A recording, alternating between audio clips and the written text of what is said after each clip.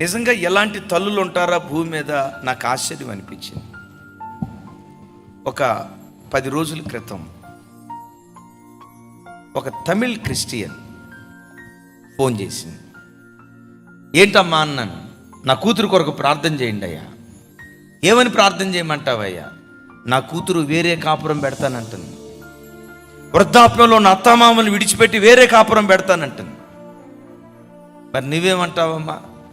నేను పొరపాటున దానికి అంగీకరించినయ్యా. ఆ తల్లి ఏమందో తెలుసా?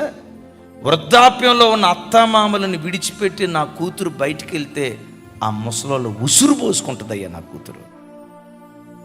నా పిల్లలకి వాళ్ళ అత్తమామలు ఉసురు తగలకూడదు. ఇంతకీ ఏమంటావమ్మా? చెప్తుంది ఆ తల్లి, మా అల్లుడు చాలా మంచోడయ్యా. మరి వాళ్ళ అత్తమామలు, వాళ్ళ అమ్మా నాన్నమ్మ, కొంతమంది మా సిస్టర్లు ఏమంటారు తెలుసా? మా ఆయన చాలా మంచోడన్నా, వాళ్ళ అమ్మా నానే మెలకలు తిప్పుతా.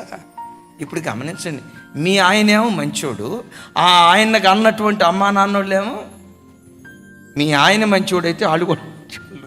మనం అనే డైలాగ్ ఏంటో తెలుసా? మా ఆయన బంగారం, వాళ్ళ అమ్మే వాళ్ళ నానే అని మూతి తిప్పుతారు 30 అంకలు. నేనంట అమ్మా నాన్నోళ్ళు చెడ్డోళ్ళు అయిన తర్వాత మంచి అబ్బాయి ఎట్టపడతాడు?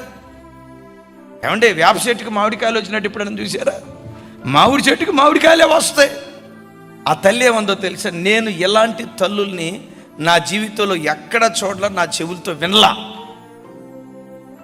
అయ్యగారు, నా అల్లుడు చాలా మంచోడు, నా కూతురు నోరే మంచిది కాదయ్యా. నేను అడిగా, అమ్మా ఆ అమ్మాయి ఏమైంది నీకన్నా? నా కూతురేనయ్యా. అమ్మా ఆ అమ్మాయి ఏమైంది?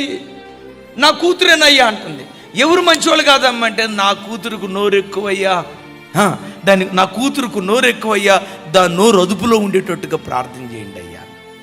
నేను అన్నా, అమ్మా నీలాంటి తల్లులు ప్రతి కుటుంబంలో ఉంటే కుటుంబాలు 30 పువ్వులు 60 కాయలుగా సంతోషంగా బ్రతుకుతాయమ్మా. ఎప్పుడు బిడ్డలారా కలపటానికి ప్రయత్నం చేయండి.